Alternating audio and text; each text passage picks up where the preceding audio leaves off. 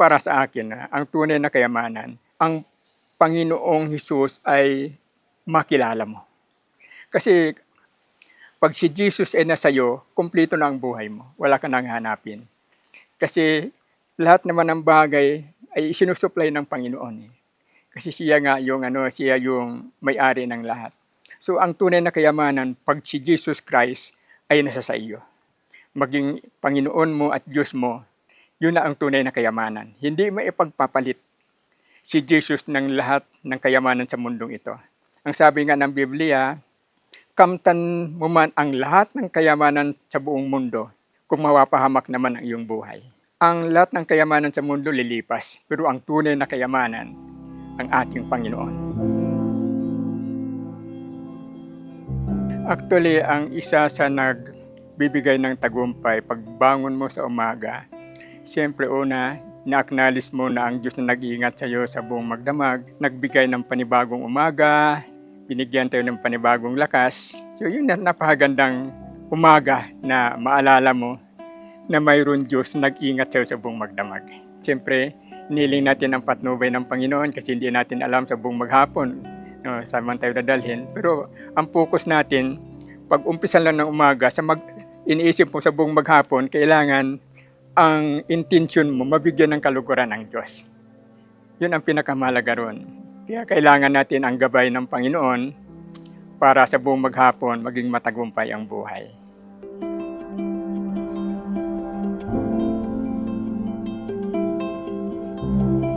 Ang isa sa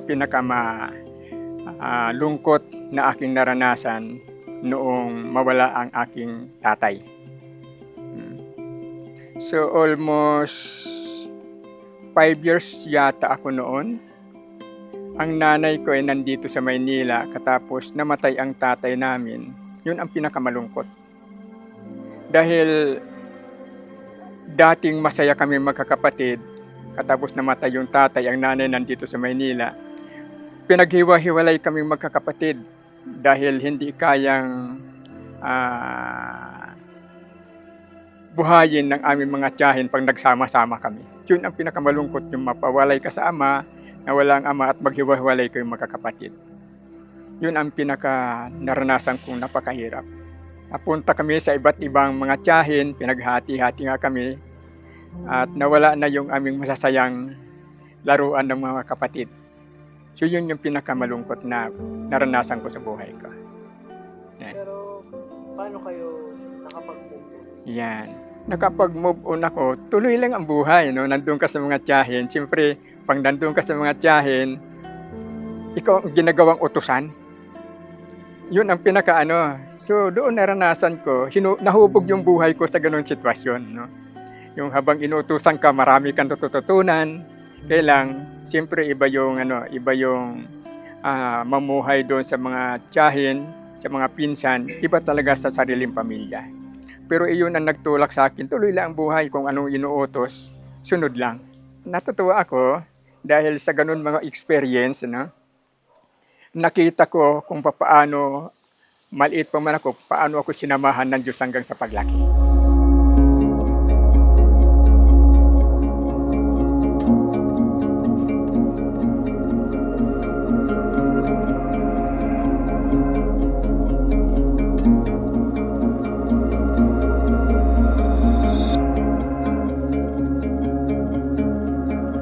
Ang pinakamahirap ay ganito kasi nag-asawa ang nanay ko, ang napangasawa pa isa sa siga ng aming bayan. No?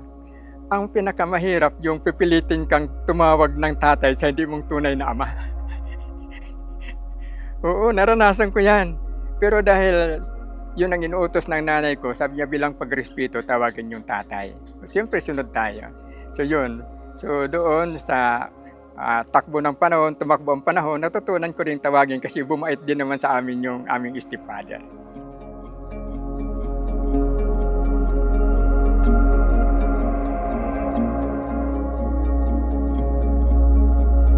Pamangkin kasi yan ng mayor ng aming bayan. Pag mayroon mga rambulan, yun tinatawag kasi siga siya doon sa bayan. Walang walang lumalaban. Dahil una, pamangkin ng mayor, malaking lalaki, talagang buo din ang loob. Yun. So ang istorya nga niya, pwede kayo kwento? Sige dito. Ah, ang nanay ko noong mabalo, magpinsan silang nanligaw. Yung stepfather ko na yan. Ang unang sinamahan ng nanay namin, yung isang pinsan niya na ang pangalan ay Pedro. Mabait. So nagkataon, siguro mayroon na kaming 2 linggo doon sa unang stepfather. Isang araw, umalis kami, sumama kami sa stepfather. Pag-uwi namin ng hapon, wala nang nanay. Kinidnap na nitong aking pangalawang stepfather. So, kwento ng nanay, hindi siya pinaglakad. Kinarga siya. So, nung malaman malaman namin, hinanap namin halos 1 linggo, hindi namin alam kung nasaan.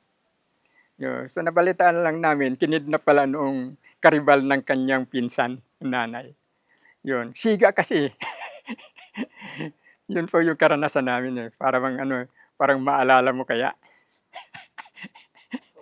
Let the wave say I am strong. Ang mahalaga na makita mo yung sarili mo na mayroon kang magawa, no? Na maganda. Yung simpleng maglilinis ka ng daan, isang napakagandang contribution mo yan sa community, no? At alam naman natin pag magandang ginagawa mo, nalulugod ang Diyos. Sa simpleng mga bagay na gano'n na ginagawa po natin, intentionally, na nagre-reflect kasi ng buhay natin yan eh. Kasi kung minsan yung tao walang pakialam kung ano nagkalat sa daan eh. So ang ginagawa ko kung minsan may maraming basura dyan sa daan, pinupulot ko. Ako ang dumadaan dito eh. Kung hindi nakita ng ibang tao, ako nakita, akong gagawa. Yun, ang purpose ko, magkaroon ng kabuluhan yung buhay ko. Bilang patunay na tayo nga ay pinagkatiwalaan ng Diyos sa kalikasan. So napaganda yun, yung maisip mo na magkaroon ka ng participation sa community, doon lang sa daanan. Sabi nga ng salita ng Diyos, ano man ang ginagawa mo, kumakain ka man at umiinom, gawin mo para sa kaluwalhatian ng Panginoon.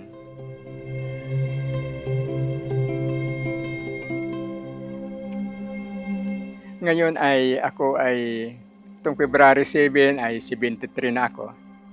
So nakapokus ngayon ang buhay ko sa purpose ng Diyos.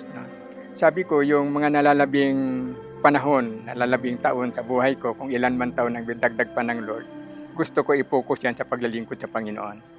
Kasi sayang yung mga panahon na darating. Kasi marami akong nakikita na mga senior na tulad ko na wala pa sa Lord. So ang gusto ko, magamit ang buhay ko na makapag-akay itong mga senior. Kasi hindi natin alam na maari bukas o anumang araw ay kunin na sila ng Lord. Kaya kailangan magampanan ko yung purpose ng Diyos bilang isang senior. Kasi pibor na mayroon pa akong lakas. Kaya yun ang aking hiniling sa Lord na makapag-akay pa ako ng mga senior na katulad ko. Kasi yun ang pinakamahalagang kayamanan sa langit na hindi maaagaw.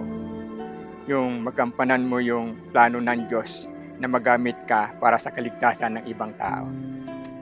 So yun yung pinakamagandang tinataha ko ngayon. Na mabigyan ko ang kaluguran sa ganitong edad ko, mabigyan ko kaluguran ng ating Diyos.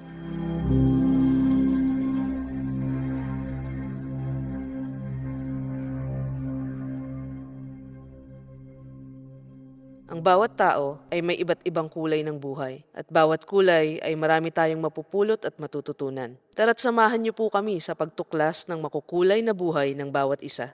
Kung ikaw ang tatanungin, ano-ano ang kulay ng buhay? I-comment nyo lang po ang inyong mga sagot, pakilike na din po ang video na ito at i-share upang mas marami pa pong makapanood at maka-inspira.